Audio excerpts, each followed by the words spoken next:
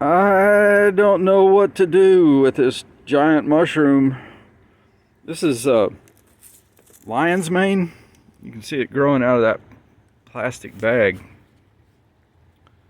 And it's got the mycelium, you can see growing down in there. It had grown all through the sawdust. Sawdust and bran, I think, is what they did. The guy had it for sale at the farmer's market in the bag. And it was like completely tight in there. But now it's not tight anymore because it looks like the fruiting body has, sucked all that material up into the fruiting body, like it's just moving outside of the bag and making the fruiting body. Somebody said you could grow another set of these out of that bag, like you could cut these off, I guess.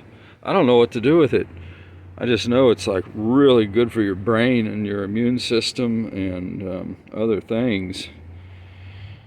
So, but I think oh, and it was a good deal too. He was charging $30 for that bag, but he was wanting to get rid of them, I guess, coming to the end of the season at the farmer's market, and or maybe his bags were just ready to sell and he needed to sell them, so he charged $20 for it.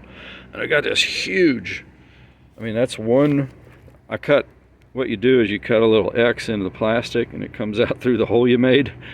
And so I cut a little X there and an X there, and then I did have it tilted this way, and it was getting flat on the top there because it was pressing. I have it in this case, this big tub to, keep it warm.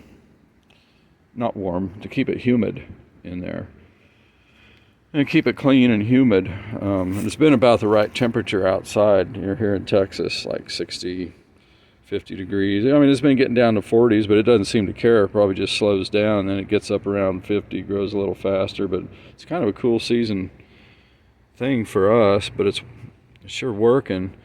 And so the guy, and if you think about how much it costs to get a bottle of lion's mane pills, I mean, you pay like $30 for a little bottle of pills.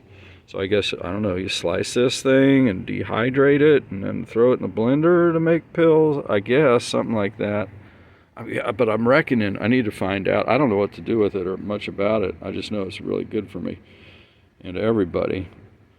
So I'm not sure, if I should just let these things go until they start changing and then I know it's time it's done, or if I cut them off now and just keep harvesting as long as it harvests. And I'm thinking that, I mean, I should be able to, maybe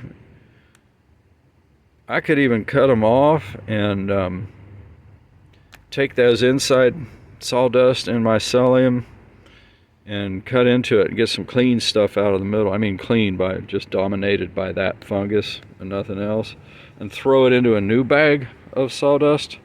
I could just throw a chunk of that in from inside the bag into a new bag of sawdust and bran, and I don't know if you put something else in there.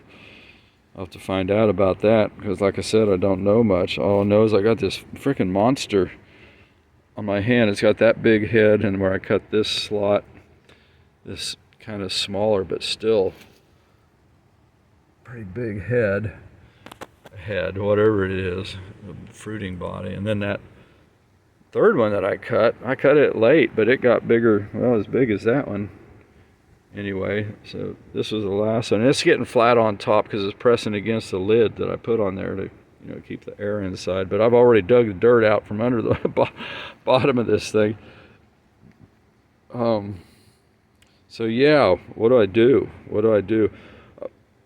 I'm getting curious because I make up a tea every day with all this good stuff in it. The chaga, the turmeric, the dandelion root, and other things. So anyway, what to do with a monster shroom? That is just really, really something else. Kind of beautiful too. It's a lot like a snowball.